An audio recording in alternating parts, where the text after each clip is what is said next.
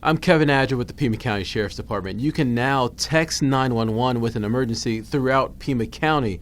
But before we explain how it works, let's set up some guidelines for you to follow.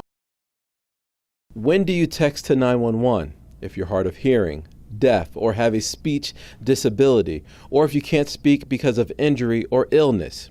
Also, if you're in a situation where speaking on the phone will create a threat. And finally, if you're in an area where there is poor reception. Pima County Sheriff's Department. But if possible, we would like you to actually call 911 and talk with a dispatcher.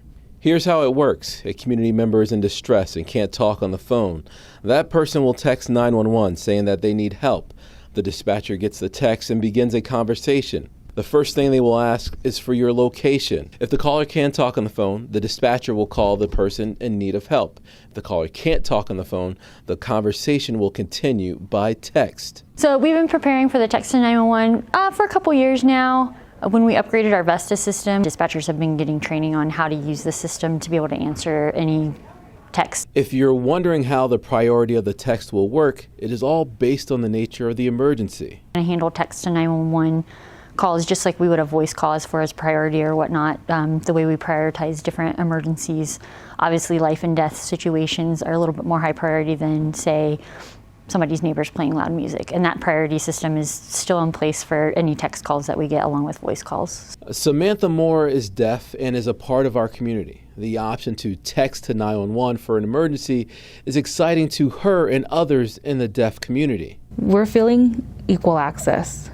We're feeling the equity, and we feel that we are just like the hearing community. If they need to call 911, we're at that same level where we can get that immediate need. Before text to 911, the deaf community would have to use an interpreter service for an emergency. And I think my main concern has always been using an interpreting service. I have to make sure that I'm at the right angle. Can they see me?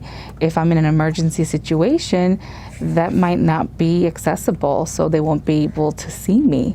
And I think that's a hassle for the deaf community. So to text, that is immediate, and I really think that's important. While Samantha was with us, she wanted to test out the text to 911 system, so we had her use the City of Tucson's Communication Center. I think there might be a little bit of a delay, but it is faster than trying to go through an interpreter with the relay service. Absolutely.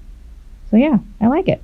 Dispatchers from our emergency response partners from around the county are ready to answer that emergency text, as far south as Green Valley, as far north as Marana, and points in between. Here's some things you need to know. You can't text 911 with a 911 only phone, and those internet messaging services will not work with text to 911. The preferred language for text is English because of limited translation services. Now, on behalf of all the communication centers across Pima County, thank you for watching.